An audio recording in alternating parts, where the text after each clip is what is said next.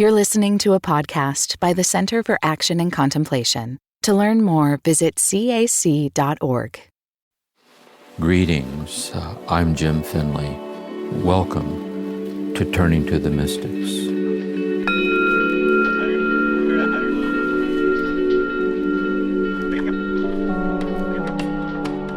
Greetings, everyone, and welcome to our time here together, turning for guidance to the teachings of the Christian mystic Julian of Norwich.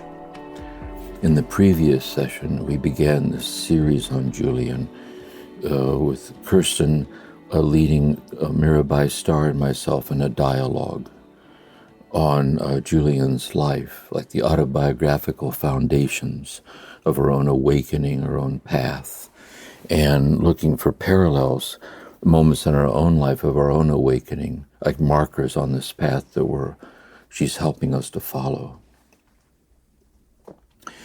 And in this session, I want to share with you, explore with you the chapter 10 of the long text.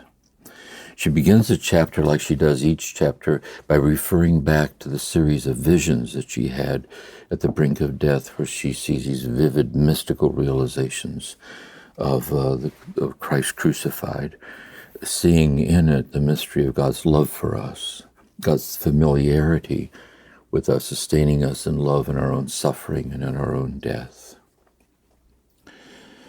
And now years later, in her anchor hold, in her hermit, in her cell there, she's reflecting back on this. In her writing, she's sharing this with us as she reflects back and says, "This I saw bodily," recalling the moment of the vision. "This I saw bodily, frighteningly and dimly, and I wanted more of the light of day, to have seen it more clearly. And I was answered in my reason, if God wishes to show you more, he will be your light. You need none but him." I'd like to begin by reflecting on this. She's looking back at this moment where she was granted this, seeing something of God's love, like realizing something of God's love. And she's offering us a lesson for us to consider, guiding us along the path. And the lesson is this, that when we've been granted a taste of God, where there was a moment in our life where we were graced with an awareness of God's oneness with us, when we look back to that graced moment, however it came to us, however it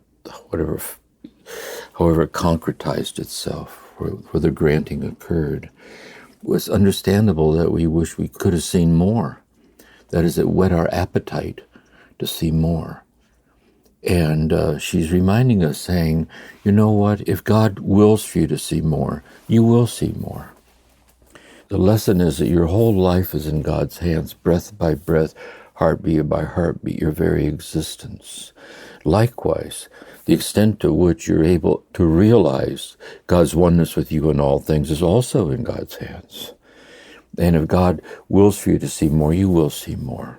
So it's inviting us to kind of trust, or to be at peace, and to rest with our present level of realization, knowing in God's providential ways there'll be further revelations yet to come, in God's good time. She's also telling us that in seeing more, that is, realizing more of God's oneness with us, God will be the light in which we will see more of God. That it's only the light of God that allows us to see God, that we're interiorly illumined by the light of God, which is the light in which we see God or realize or taste or experience something of God's presence. I think here, too, it's helpful to realize that we were talking earlier with Mirabai about how in her little cell there was two windows. One looked out where she could see the altar, or see the Eucharist, the celebration of the Mass. And the other one was on the street, where people would come to her for spiritual guidance. So she's sitting here like these mystic teachers.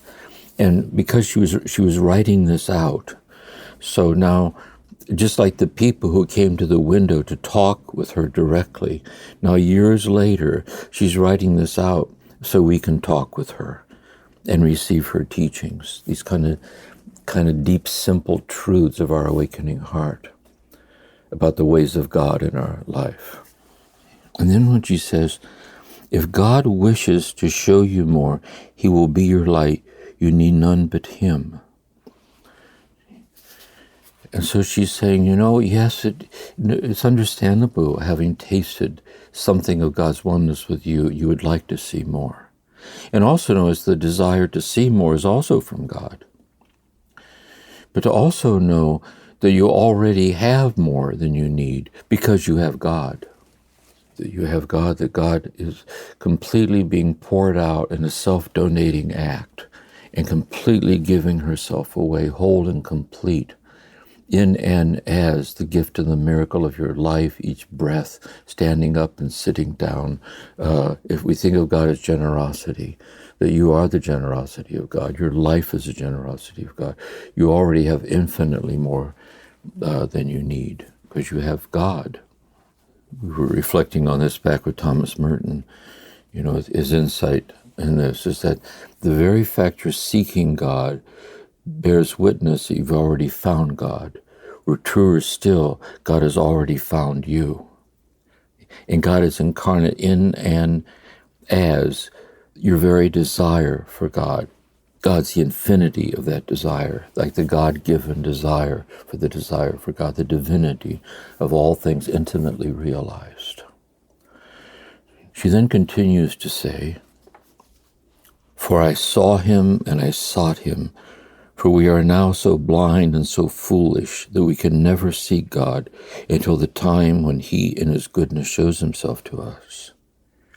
And when by grace we see something of him, then we are moved by the same grace to seek with great desire to see him for our greater joy. Reflect on this.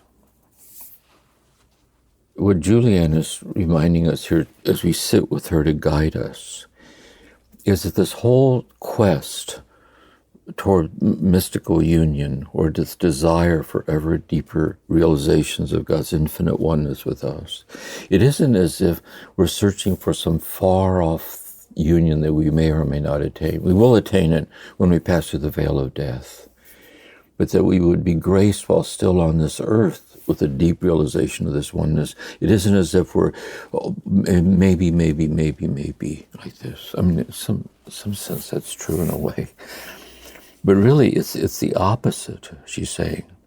We're trying to calibrate our heart to an ever finer scale where we can begin to pick up in something as subtle or delicate as a whisper, or delicate as our own breath, or delicate as the intimacy of our desire, the fullness of God being poured out to us in this intimate immediacy of such simple things.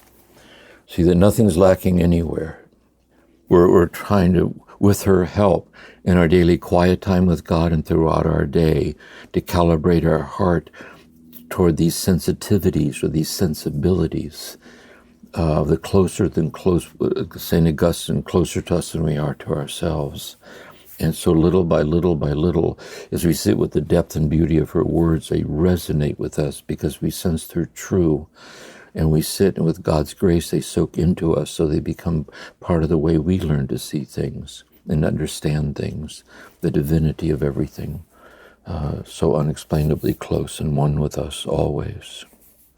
It's just like this classical image, it's like a fish swimming through the ocean, swimming, looking for the ocean.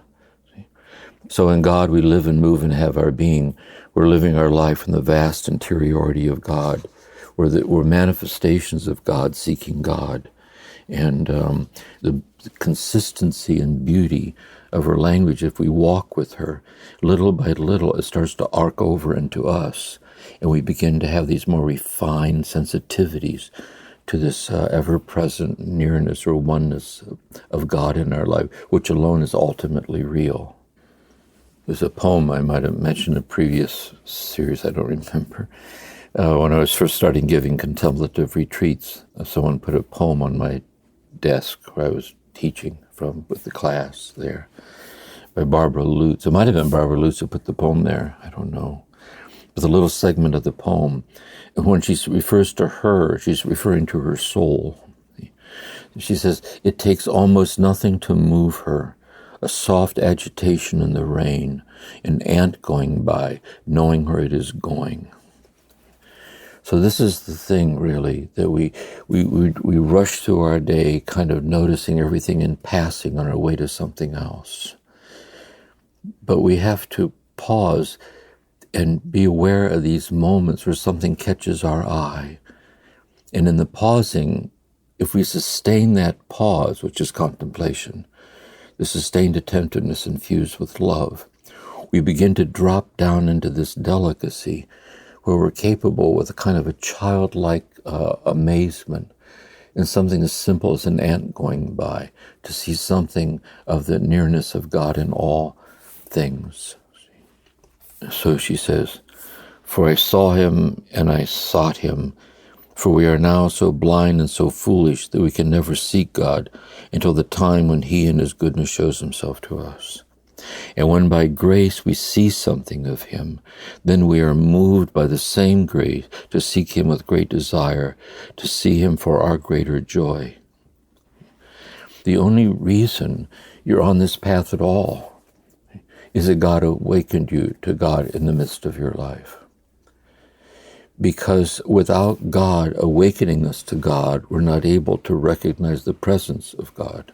And when we are awakened, and we are awakened, which is as evidenced by the fact that we're nurtured by the depth and beauty of these mystics who offer us these teachings. See? Then we're moved by grace and with great desire to see him, having been awakened.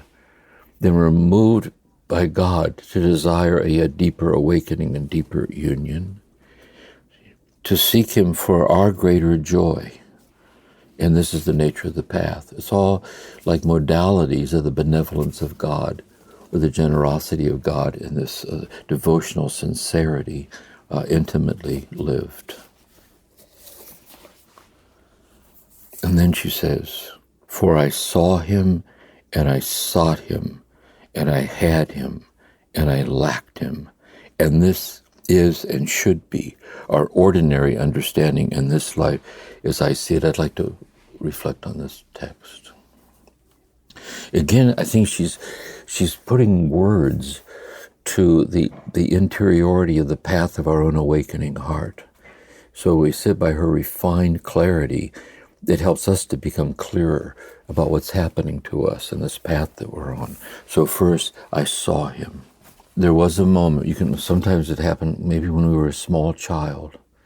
We can look back to the moment when we were first quickened by a sense of the presence of God, or the nearness of God, or the oneness of God, or God's love for us in our life. I saw him, I was awakened. I was graced. I was quickened from within by this touch. And that touch of oneness, it dissipated as mysteriously as it came. But it left within my heart a desire to abide in the depths so fleetingly glimpsed. That is, I saw him, but I intuit it isn't as if in the moment of the touch, like the quickening, it wasn't as if somehow something more was given, but rather I fleetingly experienced the true nature of every moment, that God's oneness with me is perpetual and absolute. And I was granted a moment of realizing it and knowing it's also God's one with me in this very moment now. I sought him. That is, I sought to abide in the depths so fleetingly glimpsed. How could I learn not to have it be so elusive? See, how could I learn not to have us be so overtaken by the passing things that come to the unfoldings of our day?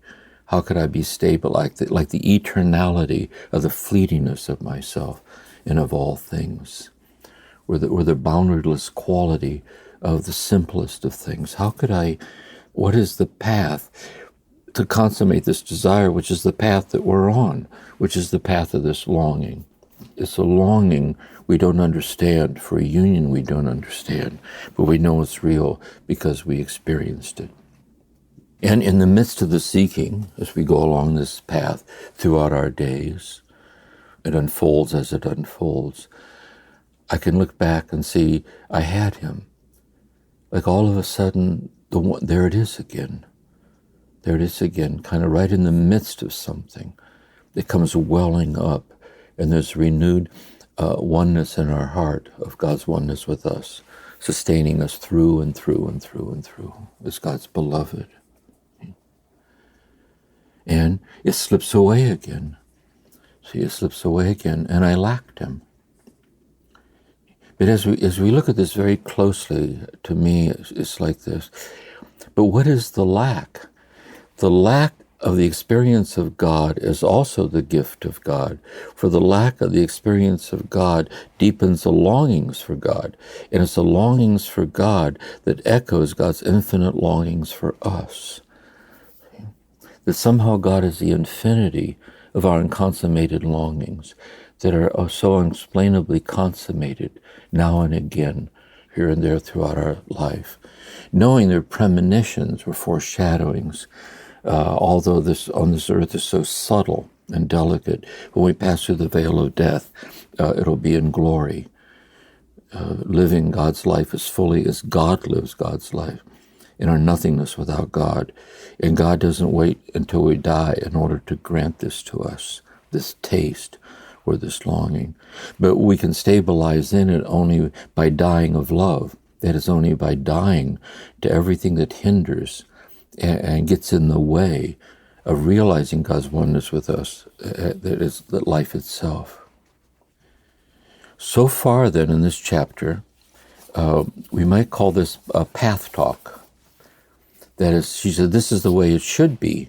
As she says, as I see it, is our ordinary undertaking in this life as I see it, like the holiness of the ordinary. This is the way seekers talk.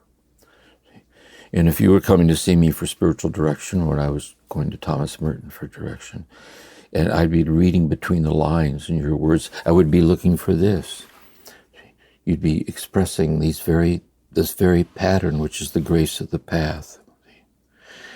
And now all of a sudden, then she shares with us then a contemplation, a moment of contemplation, a mystical seeing.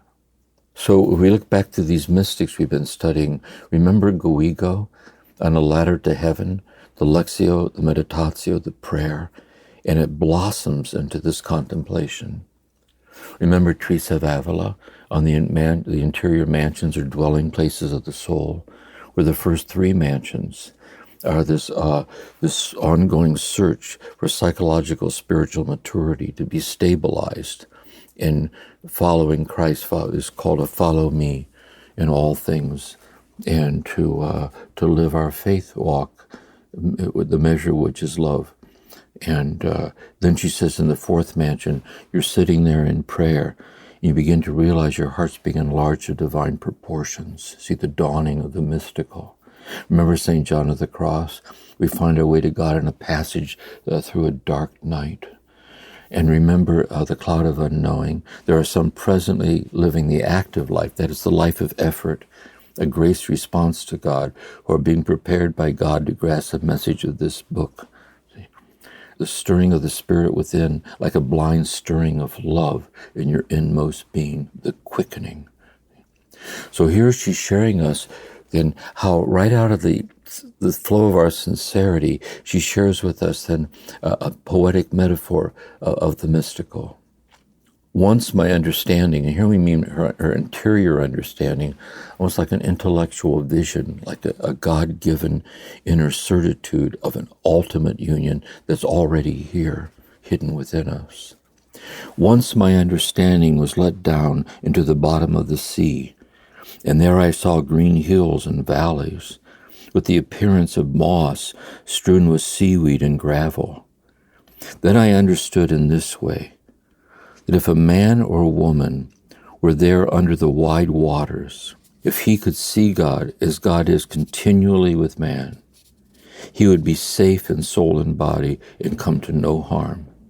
And furthermore, he would have more consolation and strength than all this world can tell. For it is God's will that we believe that we see him continually, though it seems to us that the sight is only partial. And through this belief, he makes us always to gain more grace. For God wishes to be seen, and he wishes to be sought, and he wishes to be expected, and he wishes to be trusted. I'd like to reflect on this. I want to share with you an image first of water, that on the surface of the water, the wind blows across the water and the waves rise and fall, and we live our daily life on the surface of the water, the fluctuating patterns of conditioned states of consciousness, and internalized, constantly shifting patterns of the conditions of whatever the day might bring. And beginning, as we get into living the interior life, we dive down beneath the surface. And beneath the surface, we come to calmer places in the interiority of ourselves, where God is with us in the midst of life at the surface. Life at the surface still goes on. I mean, what happens, happens. It's just that we learn to be grounded in a depth of presence that's sustaining us and is one with us in what's happening. Then she's saying that it's possible then, if you could drop down to the very bottom of the sea, which is really an image of paradise, an image of, it's all, if we could drop down to the bottom, we would see that we're already infinitely safe. We are already the beloved. We are already beyond, as the beloved, being compromised or threatened by anything other than God's infinite love for us. We're bonded unconditionally in this love. And the mystical realization is the realization of that. It drops down into that. So I'd like to share an example of this. I might have shared it in a previous reflection, I don't know, but it helps me to see it, helps me to realize it. So here's the poetic image of this mystical realization. Imagine a stone falling in water, and imagine the water in which the stone is falling is infinitely deep. It's a bottomless abyss. So for all eternity, the stone is falling. And imagine that the stone is falling into this bottomless abyss of water alongside an underwater cliff. And there are protrusions sticking out from this cliff. And from time to time, the stone lands on one of those protrusions, and it momentarily pauses in its descent. But then in the undulations of the water and the movements of the water, it rolls off and continues again falling, until it again momentarily lands, rolls off momentarily, and so it goes forever. See? And imagine then that you are that stone, that we all are that stone, that we're all falling forever into the bottomless abyss of God, falling. And imagine that from time to time we land on a protrusion of life's circumstance. And we settle somewhere like, oh, I think this will be good. I'll go to college and major in this. Or I'll get married, or we'll have a child, or we'll move to Idaho, or whatever. And at the time, it seems like it's enough. Like, I think I got my bearings. But in the mystery of love found and love lost, in the mystery of birth and death, in the mystery of sorrow and fear and unexpected joy, we go rolling off and continue falling. And then there comes a moment, as you grow in your awareness of this, as path talk. You're aware that each little pause is a pause, each little rolling off is another phase in the bottomless abyss of God. And then in one of these pauses, and let's say the pause is the circumstance you're now in as you're listening to me say these words to you. Or my pause is, I'm sitting here in my home, pauses right now, I'm sharing these reflections with you. And we're kind of mysteriously together, kind of sharing this moment of where we momentarily are, having our bearings and our circumstances. And then all of a sudden, it dawns on us that the bottomless abyss of God in which we're making our descent is welling up and giving itself away, whole and complete, in and as the grace and the miracle, the intimate immediacy of the concrete details of this very moment in which I'm saying these words to you, and this very moment in which you're hearing them.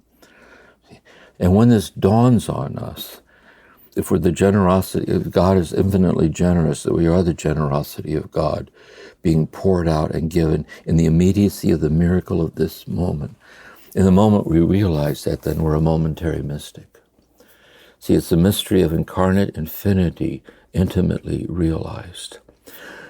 Having tasted, even ever so slightly, this touch, this welling up of this generosity giving itself to us as this breath. And seeing how these little moments, lying awake at night in the dark, or giving ourselves over to the smell of a flower, or looking into the upturned face of a child, or visiting, sitting at the deathbed of a dying loved one. See, it touches. And so we're on a path to be ever more habitually stabilized in the constancy of this divinity and sharing it with others. And I'd end with this too. I would say we also realize that the spaces in between the experiential tasting, that is the moment we lose our balance in the midst of the day because we're just a human being. God's the infinity of that. That God's oneness with us is in no way dependent on our awareness of God's oneness with us. Like Thomas Merton says, in the spiritual life, to understand is to realize that you're infinitely understood. See, as often as we lose our way, God never loses us and is with us always, even in the midst of our most confusing hour. And so we're seeking here by these teachings to be stabilized in that peace, to like breathe it in deep and walk with it in the pace and the humility of how God wills for us to walk with it in our life as it is. So with that then, let's bring this to meditation. Let's ask God to help us here, to let this kind of soak in, to let Julian guide and help us to find our own unique experience and response to God in our life, these interior dimensions of the divinity of ourselves. So with this then, I invite you to sit straight, fold your hands in prayer, and bow. Repeat after me. Be still and know I am God. Be still and know I am.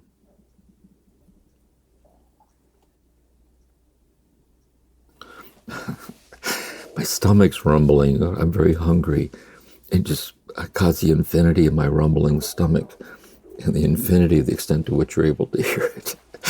So I just wanted to share that. So be still and know that. Be still and know that I am God. Be still and know that I am. Be still and know. Be still. Be.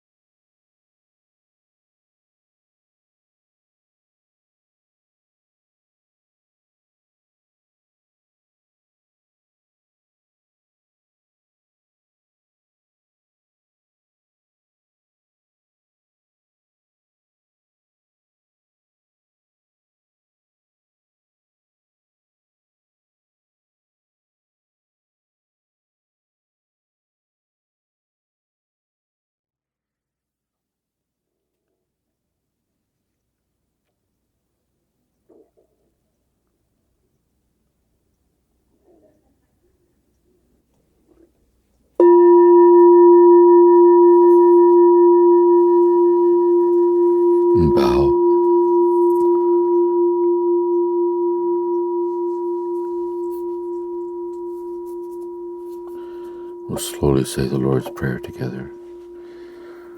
Our Father, who art in heaven, hallowed be thy name. Thy kingdom come, thy will be done, on earth as it is in heaven.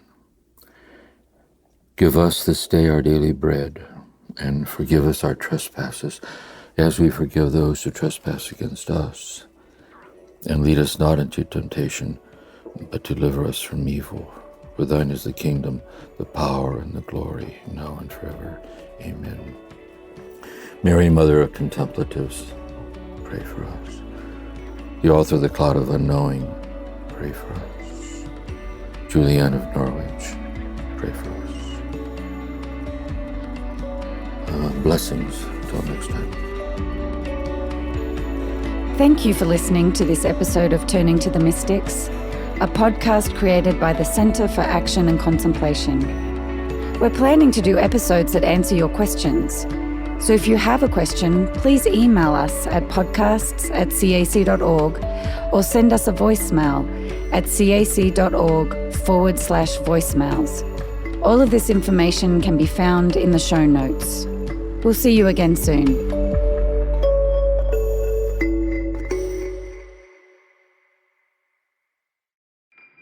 Do you feel called to walk a more contemplative path? The Center for Action and Contemplation is an educational nonprofit supporting the journey of inner transformation. Our programs and resources will help grow your consciousness, deepen your prayer practice, and strengthen your compassionate engagement with the world. Learn more about our resources, such as publications, podcasts, email series, and events at www.cac.org.